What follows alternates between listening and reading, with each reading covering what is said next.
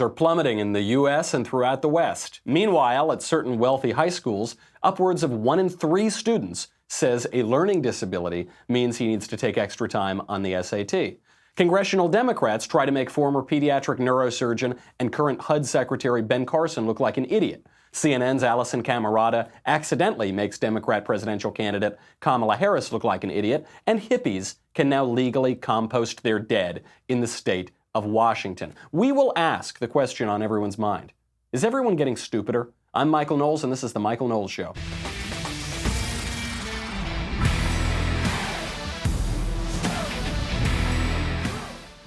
The answer is yes, by the way. Everyone is getting stupider. That's it. That's our show. Good night. See you tomorrow.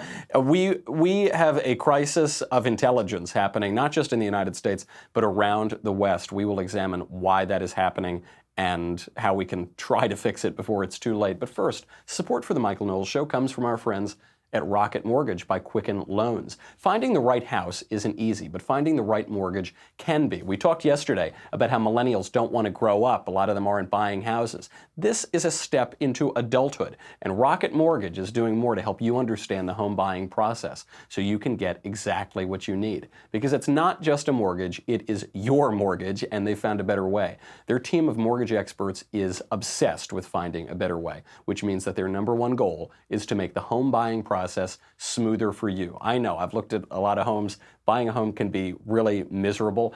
Rocket Mortgage is there with award-winning client service and support every step of the way. Quicken Loans has helped millions of Americans achieve their dream of home ownership, and when you are ready to purchase the home of your dreams, they can help you too. Because when you work with them, you get more than just a loan, because Rocket Mortgage is more than just a lender. Get started online right now. Take that step into adulthood and make the whole process a lot easier. RocketMortgage.com/Knowles, K-N-O-W-L-E-S. Equal housing lender licensed in all 50 states. NMLS ConsumerAccess.org number 3030. Rocket Mortgage by Quicken Loans. Push button, get mortgage. Simple as that. People are getting stupider in the U.S. and around the other developed nations. How do we know this? Well, one, because we have eyes, so we open them and we can see it happening around us. We can measure it to a certain degree as well. So for much of the 20th century, IQ, intelligence quotient, scores were increasing. They were increasing throughout most of the world, and this bewildered a lot of researchers because IQ, you would expect, would be static. IQ is just supposed to be inherited. It's not. IQ doesn't measure the facts that you've learned throughout your life. IQ measures how smart you are. So we were told that by the age of 10, people's IQ is set, it's static, you inherit it from your parents. It actually turns out that environmental factors can play a role in your IQ. So over time, the IQ of whole populations can increase. It's more than just hereditary. This rise is called the Flynn effect. This was named after James Flynn, who was the first guy to bring this phenomenon to the attention of a lot of psychologists. So this was going on for much of the 20th century. Everybody was getting smarter. Now, fast forward to the 21st century, you are seeing the exact reverse phenomenon. People are getting stupider. IQ scores are decreasing. And you don't need to take my word for it. Flynn himself admits this. James Flynn admits the IQ gains of the 20th century have faltered. So by the way, it's not just reversing everywhere uniformly. It's reversing specifically in the most economically advanced nations, the United States being at the top of that heap. So why is IQ declining? There have been a few theories proposed, some of them more eugenicist and racist than others. One theory that is being proposed is that people are getting stupider on average because stupid people are having more kids. So this was the plot actually to the 2006 Mike Judge comedy film Idiocracy. The idea is that smart people delay having children, they have fewer children, and stupid people all have a bunch of kids by the time they're 18. That's one theory. Another theory, and this one's even more eugenicist, is that because of massive immigration over the last 30 years, you've got a bunch of people from the undeveloped world coming into developed countries, and therefore the average IQ is being reduced.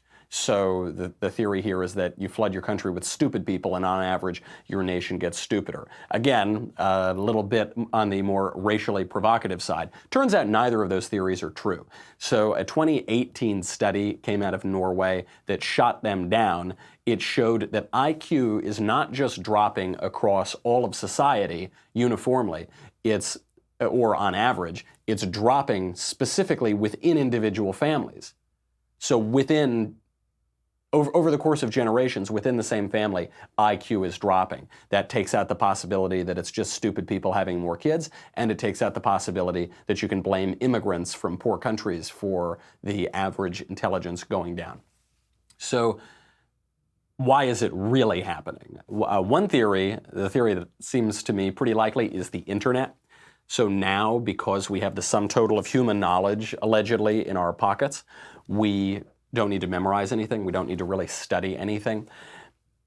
I remember I was taught this in school. I was taught you don't really need to learn these facts and these historical dates and these people who did certain things. You don't need to memorize that because you can just look it up when you need it. You don't really need to figure out how to do advanced calculus or even basic arithmetic because we have computers. You can just look it up. You don't need to memorize those things. And so the end goal of this would be to say, just learn broad narratives. Just learn the kind of ideological narratives that we tell you. And the thing is, you can't learn broad trends, really, unless you have the data that go into those trends. Otherwise, you're just taking somebody's word for it. So, for instance, if I said, in the United States, race relations have improved over the last 150 years, 200 years. You might say, oh, I don't believe you, Michael. I'd say, no, I can prove it because in 1860 we had slavery. In 1865 we had the abolition of slavery. Then we had Jim Crow, but then we got rid of Jim Crow. And then we had segregation laws, and we kept black people out of certain neighborhoods. Then we got rid of those laws. Then we elected a black president in 2008. See, I've got all these data points, and I can see the trend. The races are coming together in the United States. They'd say, okay. Now, plenty of students could be told, as they are in public schools all around the country, that race relations haven't really improved. It's all a lie. Things are just as bad today as they were 100 years ago. And if you don't have all of those facts, you might have the broad trend, but you wouldn't know if that's true. You'd be ignorant. And you wouldn't even know to look it up. You wouldn't even know to Google it because you don't know what you don't know. Donald Rumsfeld, when he was Secretary of Defense 10 years ago, he said there are known knowns, known unknowns, and unknown unknowns. So there are things that you know that you know that you know. Then there are things that you know that you don't know. For instance, I don't know much about the reign of Charlemagne. I know that Charlemagne existed. I know he was an historical figure. I just don't actually know the specifics. And then there are certain things that you don't know that you don't know. Increasingly, that category is expanding. And so I think that's a big part in why we're all getting stupider. There are other theories as well. A bunch of left-wingers are blaming it on global warming. They're saying that because of global warming, somehow food is getting less nutritious and it's killing our brains, and you know, the smog and the sun monster. And of course, there's no evidence for any of this. Really, we don't know for certain. We have a couple hunches, but the effect does seem to be real. I really like this story for a couple reasons. One, because it does cut against the premise of progressivism. What conservatives like to point out is that history doesn't go in a straight line. Sometimes things get better, sometimes things get worse, sometimes things get better in one place but worse in another place. History is kind of like a big zigzag, and the individual actions of men and communities and nations really matter. And what the progressives want to say is, old time bad, modern time good. Old people stupid, modern people smart. That's what they like to tell us. So this is why we scoff at our own history, why we want to rename the Thomas Jefferson dinners, because we say, oh, he's a bad old guy. He owned slaves. He's bad. We're good because we're modern. We live in the modern age, which is much better. So this obviously cuts against that premise. We are not smarter than our forebears. At least our forebears 20 years ago, they had a higher average intelligence than we do. The other reason I like this story is I don't put a whole lot of stock in IQ. I do put stock into certain standardized tests, like the SAT. The SAT is a standardized test that tests something really specific, which is whether students are ready for college. You get a score, and that score reflects a student's readiness to go to college. The graduate school tests test that. The LSAT tests your readiness for law school. The GRE, your readiness for graduate school. The IQ test isn't like that. The IQ test purports to test the generalized, total, complete intelligence of somebody, which I don't really think you can do. And I know people with very high IQs, I know people with very low IQs, and I don't see a huge correlation between success. Some of the most successful people I know have significantly lower IQs according to tests than people who have higher test scores and haven't done as well in life. Now, we are still getting stupider. And this is true not just on these generalized tests, it's true even on the specific tests like the SAT, speaking of which. Now at wealthy schools, huge numbers of students are pretending to be learning disabled in order to get extra time on the SAT. We talked about the SAT just the other day because the SAT is now adding an adversity score. So they're unstandardizing the standardized test. They're now pretending not just to measure a student's verbal skills or math skills, but also to measure the suffering that student has undergone. So the SAT is in trouble to begin with. Now we find out students at wealthy schools are all pretending to have learning disabilities to cheat, to get extra time on the test. At Scarsdale High School in New York, which is right near where I grew up, 1 in 5 students at that school has a learning disability, 20%, one of the wealthiest high schools in the nation. I know a lot of kids from Scarsdale High School. I had a college roommate from Scarsdale High School. 20% of those kids do not have learning disabilities. At Weston High School in Connecticut, that number is 1 in 4 have a learning disability. At Newton North High School outside of Boston, a very wealthy high school, 1 in 3. Does anybody really believe that 33% of students at these wealthy schools have learning disabilities? No, it would explain the IQ question, or would explain why these numbers are getting jumbled, but no, it's because they're cheating. But the very fact that they're cheating on these tests reflects a cultural problem that does help to explain why we're getting stupider. We'll get to it in a second, and we'll get to stupid politicians. But first, what's one thing that is really stupid is carrying around revolving debt. If you're not paying off your card every month, and you could be paying thousands of dollars in interest every year that you don't have to do that. It is really stupid to pay super high interest rates on revolving debt. With Lending Club, you can consolidate your debt or pay off credit cards with one fixed monthly payment. Since 2007, Lending Club has helped millions of people regain control of their finances with affordable fixed-rate personal loans. Don't be stupid. No trips to the bank, no high-interest credit cards. Don't pour your money away. I've seen too many friends of mine do this. They're just wasting money on high-interest credit cards. Right now, do it. If you have revolving debt, go to lendingclub.com, tell them about yourself, how much you want to borrow, pick the terms that are right for you, and if you're approved, your loan is automatically deposited into your bank account in as little as a few days. We all need a little extra money sometimes. Things happen that we don't expect. The roof starts leaking or whatever. Make sure you borrow the right way. Lending Club is the #1 peer-to-peer lending platform with over $35 billion in loans issued. Go to lendingclub.com/Knowles, Knowles. Check your rate in minutes. Borrow up to 40 G's. That is $40,000. Lendingclub.com/Knowles, Knowles. Lendingclub.com/Knowles. All loans made by WebBank member FDIC equal housing lender. So do we really think that 1/3 of students at really rich high schools have learning disabilities? No, these are obviously fake diagnoses that are caused by a few factors. One, caused by a culture that values victimhood over accomplishment. The SAT used to be very simple. You go into a room, there's a teacher, they time it, you have to finish the test in the amount of time, you were always right up against the wall, it is a tough time limit, and you finish the test and you're done. Very simple, very standardized. Now, you have a culture that doesn't value that real accomplishment nearly as much as it values victimhood.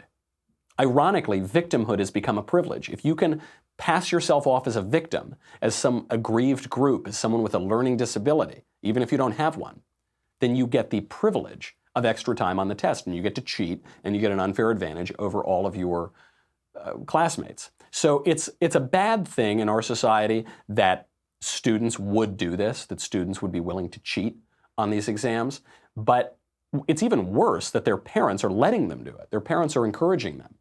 If the kid is going to, kids are always going to cheat on tests. That's been true forever, and it's always going to be true. Parents and teachers are supposed to come in and say, no, you can't do that, Johnny. You need to take the test. You need to study. You need to be able to take it in the right amount of time. You don't have dyslexia, Johnny. You just don't want to study.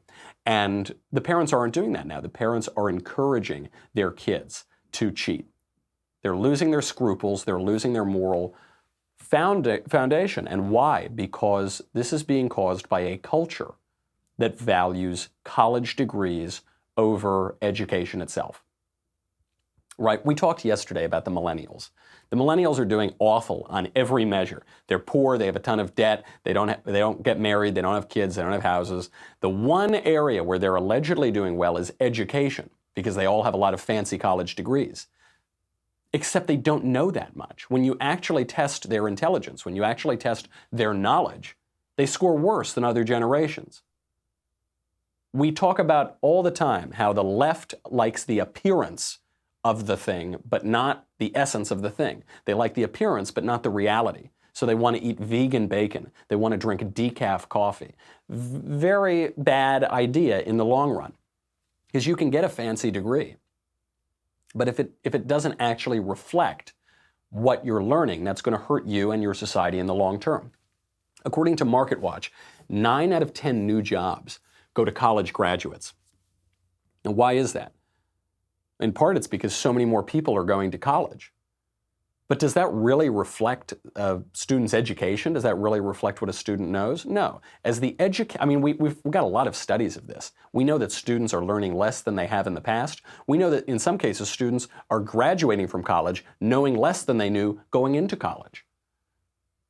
So as the educational value of a college degree plummets, the social value of a college degree skyrockets. It's a credential that allows you into a certain class, and that's being reflected in our whole society. We have become a society that cheats on the test. It's not just these kids at a high school in Massachusetts or in Scarsdale, New York.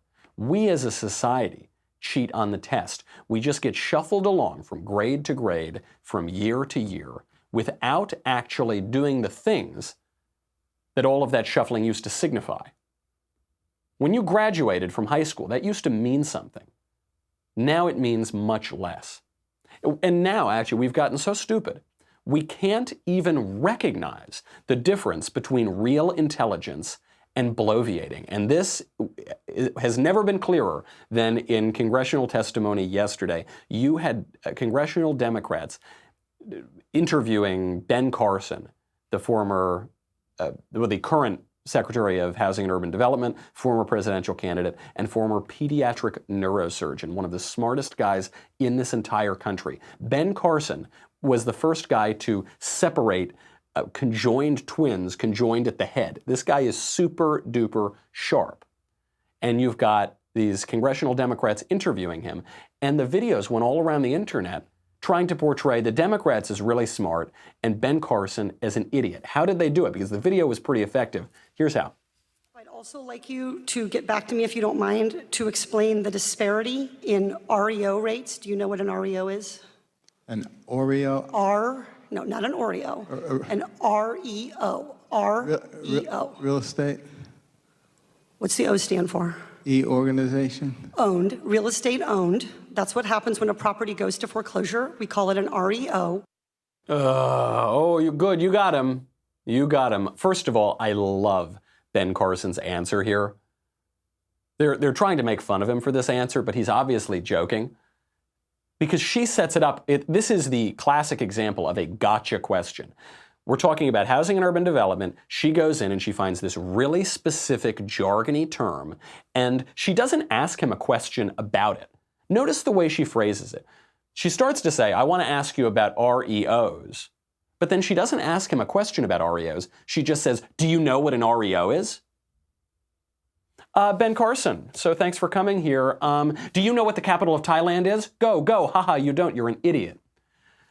Yeah, hello, Secretary Carson. Thank you so much for being here. What number am I thinking of? idiot. You can't even guess it, can you? She's asking him to define this jargon for her. The whole thing is set up to make him look ignorant and to make him look stupid. And he is having none of it because Ben Carson is much, much more intelligent than this woman, Katie Porter, Democrat Congresswoman. So she's there. He says, do you know what an REO is? He goes, you're asking me about Oreos during congressional testimony?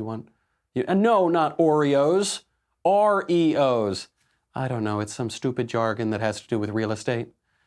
Well, yes, it does have to do with real estate. But do you know what the O is? She even presses him on that letter. No, why don't you tell me? Tell me what the O is. It's owned. Ha, see, I've got you. How dumb you are. But who cares? Who cares what the term is? What are you asking about? What is your question as it relates to housing and urban development, as it relates to poor families in public housing, as it relates to the running of that government agency? It's just a way for this woman to try to get on TV and to grandstand, and it worked. But for the people who are going around trying to say that this is evidence that she's really smart and Ben Carson is really stupid, you could do that to anybody about anything. Just ask, even if it's in their own field. People are saying Ben Carson should have known this acronym because he's the head of HUD. There are a zillion acronyms in the government. There are a zillion jargony terms. I am certain that if I were interviewing Katie Porter and I looked through enough House bills that have been passed just in this session, I could stump her on some acronym. It doesn't tell you anything about the actual intelligence of the person. Her colleague, Ayanna Pressley, tried to do the exact same thing to Carson. It was even more egregious when she did it. Do you believe the substandard public housing conditions pose a risk to tenants' physical, mental, and emotional health? You already know the answer to that. Yes or no? You know the answer. Yes or no? I know the answer. Do you know the answer? Yes or no? Reclaiming my time. You don't get to do that. The time belongs to the gentle lady. Would you let your grandmother live in public housing? You know very well. Would you let your my grandmother view live in on public this. housing? Yes or no? You know very well. Under your watch and at your helm, would you allow your grandmother to live in public housing under these conditions? It would be very nice if you would stop. I love Ben Carson so much because he is having none of it. She asks, look, Ben Carson has made very clear that public housing is really awful and really dangerous, and he wants to curtail it and stop it from spreading. And why is this the case? Because he grew up in horrible conditions. And he is so thankful. He says that his mother, who had him when she was 13 or something, kept him out of public housing because of how dangerous it was. So he says, you know the answer to that question. And she keeps pushing and she's getting angry, and Ben Carson remains super calm. And this, again, people make fun of him for this. They say, why is Ben Carson so calm? He's sleepy. The reason is that Ben Carson wasn't always calm. Ben Carson was a real tough guy. He was a maniac. When he was younger, he was getting into fights, hitting people with baseball bats. He stabbed one of his friends when he was 14. This guy grew up in horrific conditions. He writes about it. He says, this was in one of his memoirs. He says, there was pretty horrendous violence, gangs, broken glass and boarded up windows and doors, murders. I had 2 cousins who were killed. I remember as a 9-year-old sitting on the ghetto stairs looking to the building across the street out of which all the windows had been broken. And there was a sunbeam shining through, and it made me think about my future, and I remember thinking I probably won't make it to 25. That's what he grew up in. That guy knows something about public housing. That guy knows something about poverty in America. That guy knows something about his job. And he's highly intelligent. But these silly, frivolous congresswomen are trying to make him look stupid. And people who are getting dumber by the day, overall in our society, can't tell the difference. Ayanna Pressley is nobody. Her jobs before she became a congresswoman was she was a community organizer, so practically unemployed, and she was a model, like model for photographs for Planned Parenthood. So that's what she did with her life. Ben Carson fought his way out of the ghetto while his cousins were being killed and there were gangs all around him. Fights his way out of the ghetto and goes on to graduates from Yale. I think he went to Johns Hopkins, and then he becomes one of the leading neurosurgeons in the world. That guy, much more intelligent. Also, by the way, even on the point of HUD, he's been a pretty good HUD secretary. HUD probably shouldn't even exist as a department in the federal government. It was a product of the Great Society. It was one of these LBJ poverty programs that has often hurt people that it intended to help. And he's been pretty good there. First of all, the less he does at that department, the better. And he has deregulated. He has cut various program budgets. He has empowered local housing authorities, in particular, to impose more stringent work requirements on those who are receiving government benefits. He's done a pretty good job there. If these people actually wanted to ask him a question and learn something about what he's doing, do their oversight job in Congress, they could have asked him a serious question about HUD. They didn't do that. They're just trying to make him look stupid.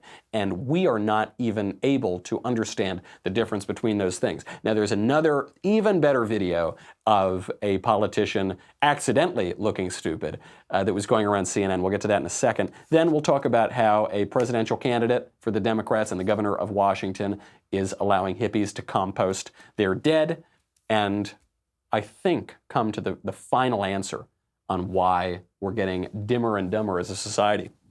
But first, you've got to go to dailywire.com. $10 a month, $100 for an annual membership. You get me, you get the Andrew Klavan Show, you get the Ben Shapiro Show, you get the Matt Walsh Show, you get to ask questions in the mailbag, you get to ask questions backstage, you get Another Kingdom, and you get this.